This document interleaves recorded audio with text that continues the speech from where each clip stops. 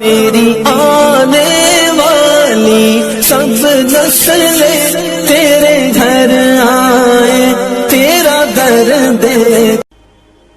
اور ایک چھوٹا سا چیلنج جو سورہ صاد میں آیا ہے، اور یہاں تو اس نے اللہ کے جلال کی قسم کھا کر کہا قال فبعزتک لأغوینہم اجمعین، اے رب تیری عزت تیرے جلال کی قسم ہے میں ان سب کو گمراہ کر کے چھوڑوں گا، الا عبادک منہم المخلصین، سوائے ان میں سے وہ کچھ لوگ جنہیں تو خالص اپنا بندہ بنا لے. ہمارا چینل سبسکرائب کرنا اور نوٹیفیکیشن بیل آن کرنا مت بھولیے گا تاکہ ہمارا رابطہ بحال رہے.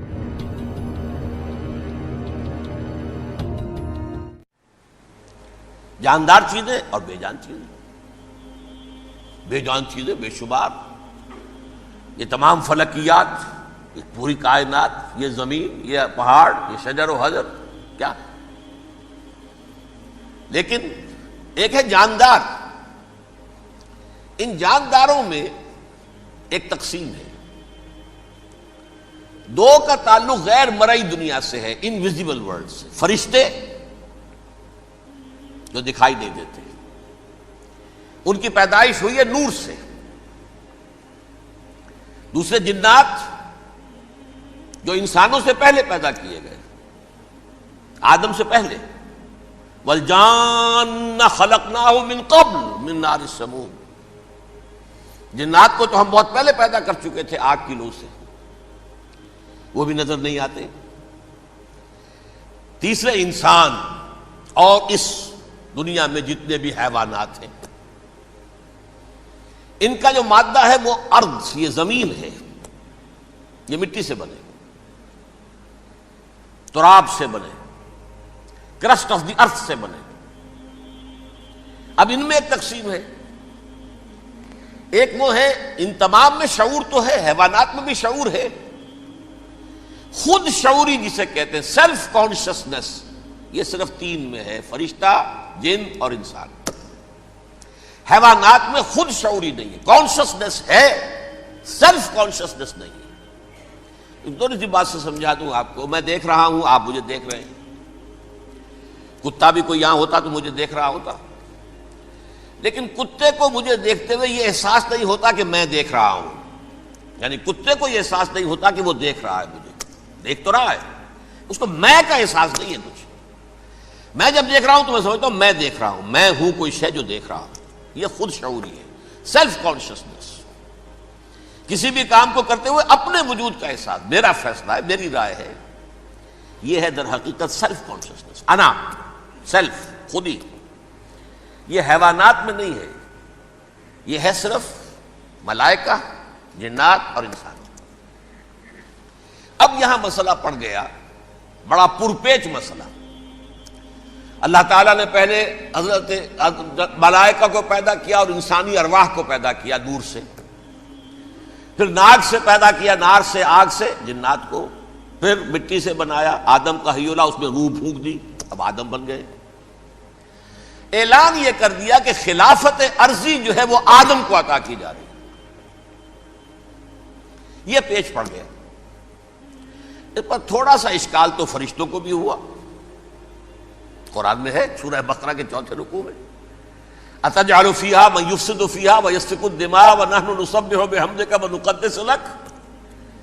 پروردگار اس آدم کو تو خلافت دے رہا ہے، زمین کے اندر اختیار دے دے گا، یہ تو فساد کرے گا، خوریزی کرے گا، ہم تیری تسبیح و تحمید میں لگے ہوئے ہیں، جو بھی حکم ہو ارشاد ہو ہم بجا لاتے ہیں، تو ضرورت کیا ہے؟ اس کا جواب اللہ نے دیا، انی عالم ما لا تعلمون، میری مشیت، میری حکمت وہ میں ہی جانتا ہوں، ضروری نہیں کہ تم اس کو شیئر کر سکو. لیکن یہ جنات میں سے ایک جن تھا عزازیل. اب دیکھیے کہ جنات کو ایک قرب حاصل ہے ملائکہ کے ساتھ. کیوں؟ وہ نور سے پیدا کیے گئے، یہ نار سے پیدا کیے، کتنا قرب ہے دونوں میں. انسان پیدا کیا گیا مٹی سے، مٹی انرٹ ہے، آگ بھڑکتی ہے، اوپر اٹھتی ہے، شعلہ زن ہوتی ہے، انرجی ہے اس میں. نور اور نار میں بڑا قرب ہے. اور عربی کے ایک قاعدے سے تو یہ ایک ہی لفظ ہے، مادہ ایک ہی ہے. حروف علت جو ہے ایک دوسرے کی جگہ آ جاتے، یہ قرب ہے۔ اگرچہ زمین و آسمان کا فرق ہے دونوں میں، فرشتہ نور سے پیدا کیا گیا ہے، وہ پاک ہے، وہ اللہ کے کسی حکم کی خلاف ورزی کر ہی نہیں سکتا۔ لا یعصون اللہ ما امرہم ویفعلون ما یؤمرون، وہ جو بھی اللہ تعالیٰ حکم دیتا ہے اس کی کوئی معصیت یا نافرمانی نہیں کرتے، بلکہ جو حکم لیا جاتا ہے مان لیتے۔ ذرا سا اشکال ہوا تھا، پوچھ لیا، جواب مل گیا، خاموش ہو گئے بس۔ لیکن عزازیل نامی ایک جن تھا، جو ایک تو جن ہونے کی نسبت سے فرشتوں سے کچھ نہ کچھ مماثلت تھی، قرب تھا، دوسرے یہ علم میں، زہد میں، عبادت میں اتنا اونچا تھا، اتنا اونچا تھا، اتنا اونچا تھا کہ یہ ملائکہ ہی کے صف میں شامل ہو گیا۔ اس نے علم بغاوت بلند کر دیا جب حکم دیا گیا کہ سجدہ کرو آدم کو۔ اب یہ دیکھیے کس قدر یہ اہم مضمون ہے، اور آپ سوچ رہے ہیں یہ باتیں آج پہلی مرتبہ ہمیں اس طرح سنائی جا رہی ہیں، یہ باتیں تو علم میں آتی نہیں ہمارے۔ وجہ کیا ہے؟ آپ کو دلچسپی نہیں ان چیزوں سے۔ جدید تہذیب نے ان چیزوں کی اہمیت کو زیرو کر دیا۔ قرآن میں اہمیت کا کیا عالم ہے؟ 7 جگہ یہ مضمون قرآن میں آیا ہے کہ فرشتوں کو ہم نے حکم دیا سجدہ کرو آدم کو، سب نے سجدہ کیا۔ فسجد الملائکۃ کلھم اجمعون، سارے کے سارے، کل کے کل، سب نے مل کر سجدہ کیا آدم کو، اللہ کے حکم سے فوراً تعمیل کر دی۔ الا ابلیس ابا واستکبر وکان من الکافرین، ابلیس نے نہیں کیا، انکار کیا، استکبار کیا، گھمنڈ کیا۔ اور اس کو سورہ کہف میں بیان کر دیا گیا، یہ اس لیے کہ وہ اصل میں جنات میں سے تھا، اگرچہ شامل تو تھا فرشتوں میں اس وقت۔ کانا من الجن ففسق عن امر ربہ، وہ اصل میں جنات میں سے تھا، اس وجہ سے وہ اپنے رب کے اس فیصلے کے خلاف کھڑا ہو گیا، سرکشی تھی اس میں۔ یہ معاملہ اتنا اہم ہے، اب آپ سمجھیے کہ 7 مرتبہ سورہ بقرہ، سورہ اعراف، سورہ حجر، سورہ بنی اسرائیل، سورہ کہف، سورہ طٰہٰ، سورہ صاد، 6 مکی صورتوں میں ذکر ہے یہ، اور 1 مدنی صورت سورہ بقرہ۔ ان میں سے اکثر مقامات پر پھر جب اللہ نے کہا کہ اچھا تم نے یہ سرکشی کی ہے اور ہمارے حکم کی خلاف ورزی کی ہے تو یہاں سے نکل جاؤ، دفع ہو جاؤ، تم مردود ہو، مردود، ملعون، ان علیک لعنتی الی یوم الدین، اب تجھ پر لعنت رہے گی میری قیامت کے دن۔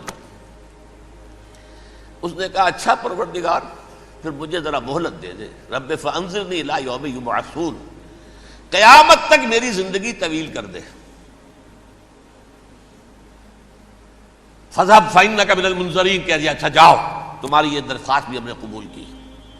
انہوں نے کہا پروردگار اب میں اس آدم کو بھی گمراہ کر کے چھوڑوں گا اور آدم کی نسل کو تباہ کر کے چھوڑوں گا۔ انتہائی شدید چیلنج کے انداز میں یہ قرآن مجید میں 4-5 مرتبہ مضمون آیا ہے۔ میں نے صرف 2 جگہ سے آپ کو اس وقت کوٹ کر کے سنایا تھا۔ سورہ اعراف میں اللہ تعالیٰ فرماتے ہیں قالا، اس پر ابلیس نے کہا فبما اغویتنی، تو اے رب جو تو نے مجھے گمراہ کیا ہے، مجھے ذلیل کر دیا، مجھ پر فوقیت دے دی، اس کو انا خیر منہ، میں اس سے بہتر ہوں، خلقتنی من نار وخلقتہ من طین، بنایا تو نے مجھے آگ سے اور اس کو بنایا مٹی سے، پھر مجھ سے مطالبہ کہ میں سجدہ کروں، اور میں نے سجدہ نہیں کیا تو اب تو نے مجھے ملعون قرار دے دیا۔ قال فبما اغویتنی لأقعدن لهم صراطک المستقیم، اب میں یہ نسل آدم کے لیے، اس کو برباد کرنے کے لیے تیری سیدھی راہ کے اوپر گھات میں بیٹھوں گا، سیدھے راستے پر چلنے نہیں دوں گا۔ ثم لآتینہم من بین ایدیہم، پھر میں ان پر حملہ آور ہوں گا، ان کے سامنے سے بھی، ومن خلفہم، ان کے پیچھے سے بھی، وعن ایمانہم، ان کے داہنی جانب سے بھی، وعن شمائلہم، اور ان کے بائیں جانب سے بھی، ولا تجد اکثرہم شاکرین، اور تو دیکھے گا کہ ان کی اکثریت تیری شکر گزار بندوں پر مشتمل نہیں ہوگی۔ یہ چیلنج تھا،